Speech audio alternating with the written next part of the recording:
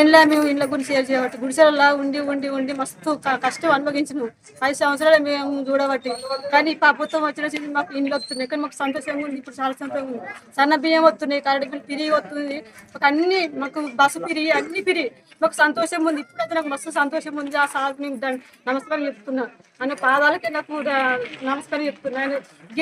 ఎప్పటికైనా ఆయనే రావాలి, రేవంత్ సారే రావాలి. ఎప్పుడైనా కాంగ్రెస్ ఉండాలి, ఎప్పుడు ఆ సారే రావాలి, రేవంత్ సార్ రావాలి. 3 రంగుల జెండా బట్టి సింగమోలే కదిలినాడు ఒక్కరో కాంగ్రెస్ సూర్యుడు. మన రేవంత్ అన్న నిగ్గదీసి అడిగే మునగాడు. వీడు భూమిన వానైతాడు, బీద సాదల ధైర్యం వీడు, దొంగ దొరల భరతం పడతాడు.